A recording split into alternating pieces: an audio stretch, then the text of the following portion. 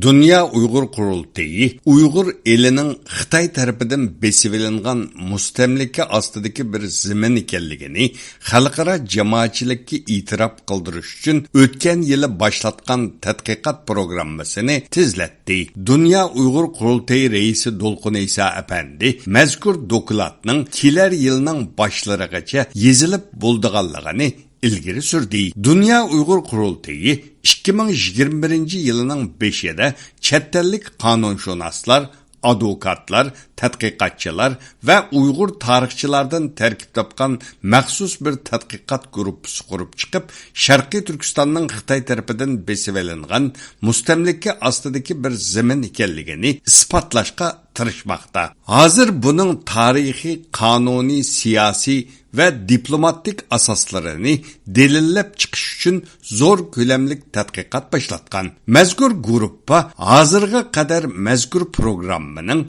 köp kısmını yezip bolgan. Dünya Uyghur Kurultayı reisi Dolqun İsa Efendi bu haqda ma'lumot berib mundaq dedi. Fetinimiz Şarkı Türkistan'ın Xitay tarafından besivilingan, mustamlik qilingan bir zemin ekanligi hammamizga ma'lum. Ama bunu tarixiy hujjatlar bilan ve ispatlar bilan xalqaro qonunga tushirib turib yuritib berish bir ayrı bir mesele. Birleşken Devletler Teşkilatı'nın münasebetli qonunlarga asoslanganda Sharq Turkistonning besivilingan zemin ekanligining asosi bor. Lekin texnicha Birleşken Devletler tarafidan rasmiy yo'sinda e'tirof qilingan bundaq bir material hujjat yo'q.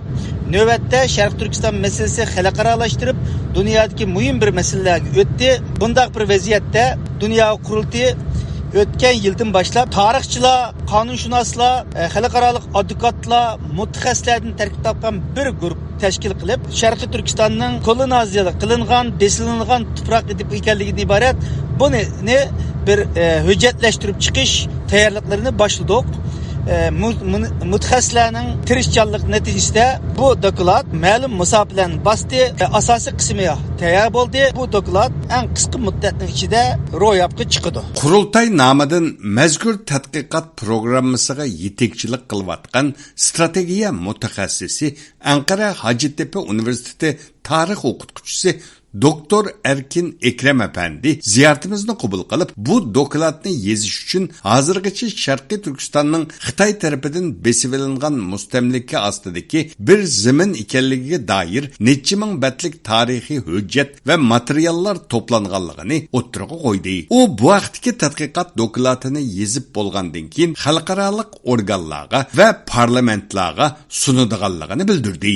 1960-yili Birleşken Devletler Teşkilatı 1516 nomerlik mustamlika xalqlar bilan mustamlika davlatlarni ozod qilish qonuni qabul qilingan bo'lib, Xitoy hukumatimi qo'l qo'ygan ekan. Lekin Xitoy davlati Xitoyda besivilingan mustamlika millat borligini qabul qilmaydi ekan. Doktor Erkin Ekrem Efendi Sharqiy Turkistonning Xitoy tarafidan besivilingan zamin ekanligini, butun dunyoning bildiganligini, ammo bu reallikni xalqaro jamoatchilikka rasmiy yo'sinda e'tirof qildirishning muhim ekanligini ta'kidladi. O Uyg'urlar eg'izda Xitoylar vatanimizni besib olgan deb qo'yishning kifoya qilmaydiganligini, buning tarixiy, qonuniy, siyosiy va diplomatik asoslarini ilmiy yo'sinda dalillab chiqishning to'limi zarur ekanligini eskartib o'tdi. U mundaq dedi: 1960'da mustamlika xalqini azod qilish va mustamlika davlatlarning mustaqil bo'lish haqqini berish. Bu nayta muhim bir bayonnomadir.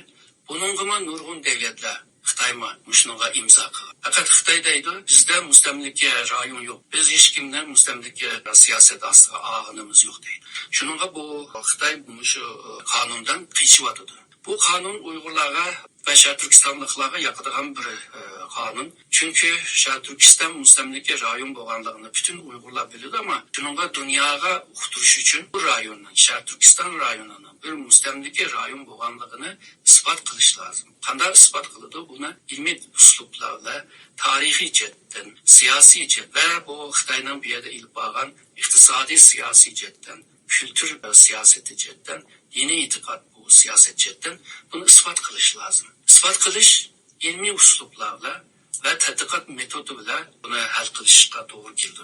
Ma'lum bo'lishicha, Tibetliklarmi Tibetning Xitoy tarafidan besib olingan zamin ekanligini xalqaroga e'tirof qildirish uchun bir qancha yil tadqiqot olib borgan va bu vaqtdagi dokladning hazırlanışı üçün bir qancha million dollar sarf qilgan. Tibet masalasi burunliq xalqaralaşqan bolğaçqa bu dokladni yezib natijaga erishgan. Doktor Erkin Ekrem Efendi bu haqda to'xtalib mundaq dedi.